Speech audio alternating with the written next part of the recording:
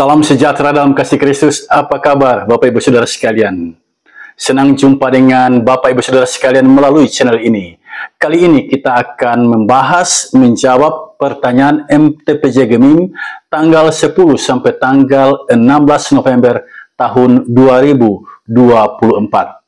Semua yang tersaji di sini sesungguhnya merupakan penjabaran dari Kitab Kejadian pasal 21 ayat 8 sampai ayat yang ke-21.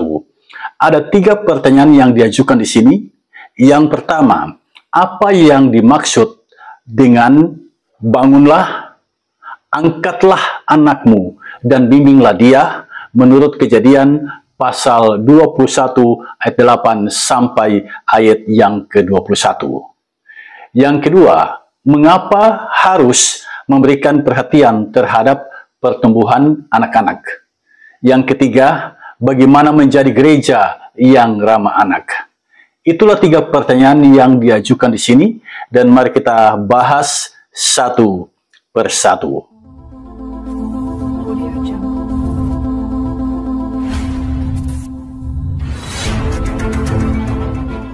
Yang pertama, apa yang dimaksud dengan bangunlah, angkatlah dan bimbinglah dia menurut Kejadian pasal 21 ayat 8 sampai ayat yang ke-21. Saudara, Kitab Kejadian apa itu? Mengapa Kitab Kejadian memperlihatkan kisah Hagar dan Ismail? Saudara, Kitab Kejadian tema pentingnya adalah kasih Allah bagi manusia dan keterlibatannya dalam sejarah hidup manusia. Jadi Allah bukanlah Allah yang jauh di seberang sana, Allah yang tidak peduli dengan manusia. Allah kita adalah Allah yang sangat peduli. Dia melibatkan diri dalam sejarah kehidupan manusia. Nah, dalam Kitab Kejadian hal itu sangat terlihat jelas. Allah menciptakan alam semesta dan kehidupan di dalamnya, kemudian memberikan tanggung jawab kepada manusia untuk memelihara ciptaannya. Kitab ini ditulis oleh Musa pada abad ke-15 sebelum Masehi. Kisah dalam Kejadian pasal 21 ayat 8 sampai ayat yang ke-21 itu memperlihatkan bagaimana Allah melibatkan diri dalam kehidupan manusia, Allah mengasihi manusia dan melindunginya. Bangunlah, angkatlah anak itu dan bimbinglah dia. Ini merupakan pesan Tuhan kepada Hagar. Malaikat Tuhan yang menyampaikannya. Nah, siapakah Hagar ini? Siapa Hagar ini? Apa yang sesungguhnya terjadi dengan Hagar? Sehingga tiba pada suatu titik, Tuhan menjumpai Hagar melalui malaikat, dan Tuhan menyampaikan pesan ini, bangunlah, angkatlah anak itu, dan bimbinglah dia. Saudara, Hagar adalah orang Mesir. Dia adalah putri Firaun yang kemudian diberikan kepada Sarah menjadi budaknya. Sarah kemudian memberikan Hagar kepada Abraham untuk dinikahi dan mendapatkan keturunan. Hagar pada akhirnya melahirkan Ismail bagi Abraham. Hagar kemudian menjadi sombong dan dia merendahkan nyonyanya Sarah, sehingga atas permintaan Sarah, Hagar diusir dari rumah. Nah, di padang pasir Hagar kehausan dan dia membiarkan anaknya tergeletak begitu saja, sebab Hagar tidak tega melihat anaknya meninggal dunia. Hagar menjauh sebab dia tidak sampai hati melihat anaknya meninggal dunia.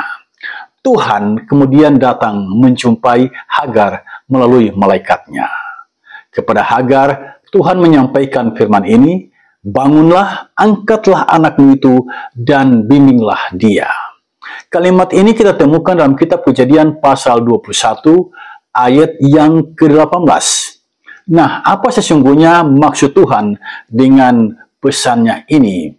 Saya mencatat ada 4 hal penting di sini. Yang pertama, Tuhan berpesan kepada Hagar agar jangan biarkan anaknya terlantar. Hagar harus menjaga dan melindungi anaknya.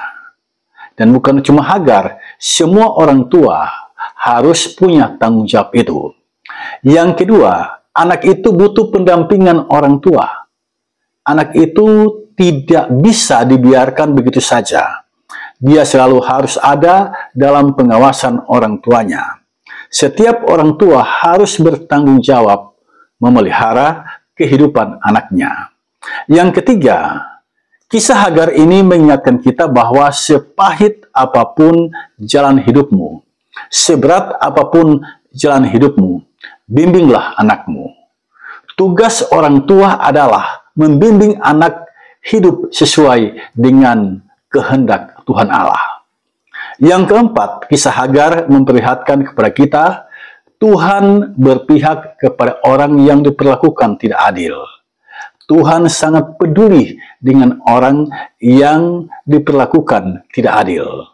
Hagar diusir oleh Abraham dan Sarah, tetapi Tuhan mempedulikannya. Ini adalah sesuatu yang sungguh luar biasa, betapa Allah itu sangat mengasihi orang-orang yang sedang mengalami pergumulan hidup. Itulah Bapak Ibu Saudara sekalian jawaban saya untuk pertanyaan nomor 1.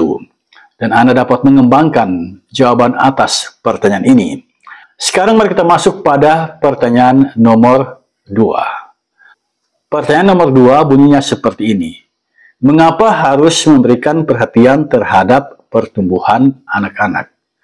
Saudara sekalian, ini pertanyaan yang sangat-sangat penting dan relevan dalam kehidupan kita setiap hari. Mengapa harus memberikan perhatian terhadap pertumbuhan anak-anak?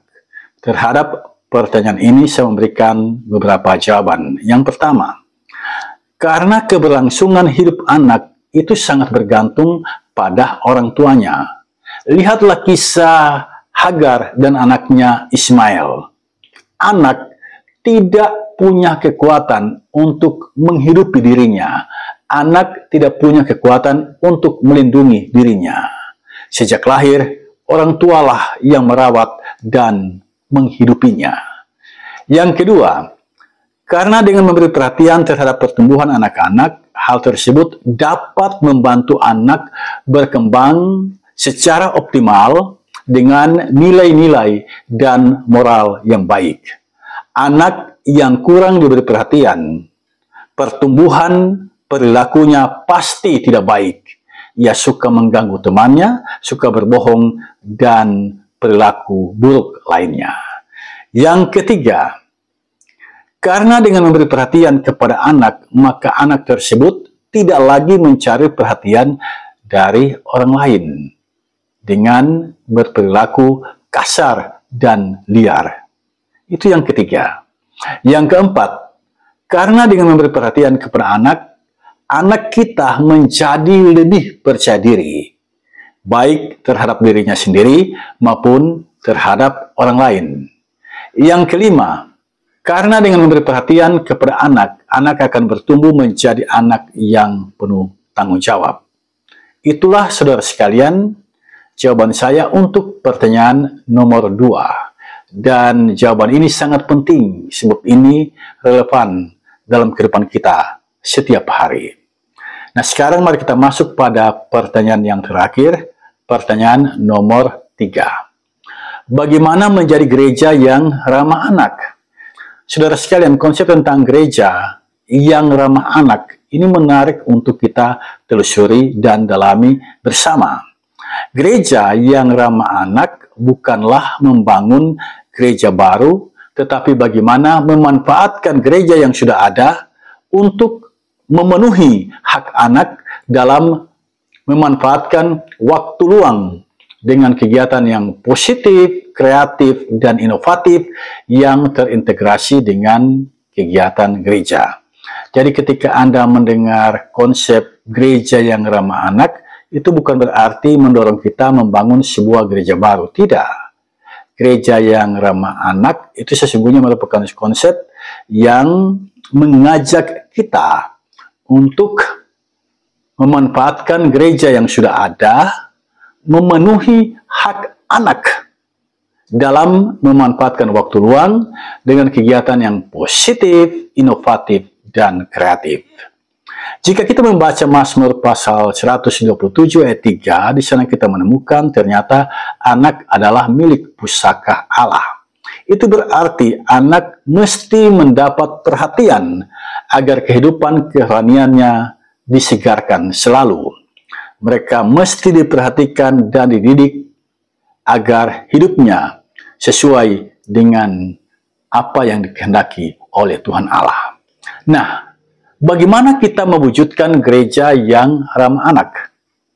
Saudara, yang dapat kita lakukan, saya catat di sini ada tiga hal yang dapat kita lakukan untuk mewujudkan gereja yang ramah anak. Yang pertama, kita mesti mempersiapkan kurikulum yang memiliki nilai Alkitabiah.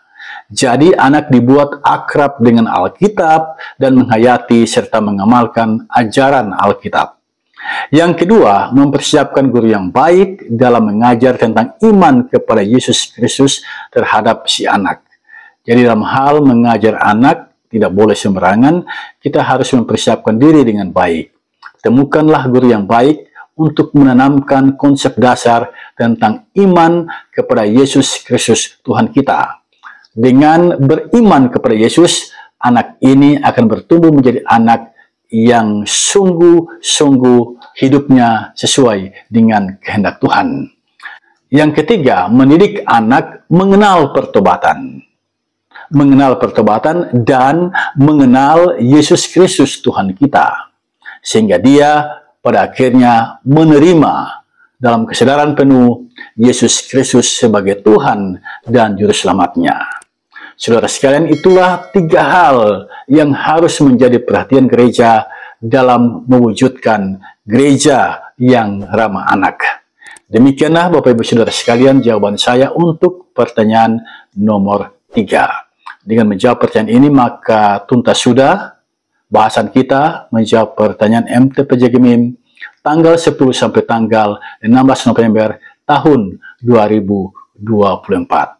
Mintalah selalu hikmat Roh Kudus agar kita dapat memahami kebenaran firman-Nya dan dapat mewujudkannya melalui kehidupan kita setiap hari. Tuhan Yesus sumber hikmat memberkati kita semua. Amin.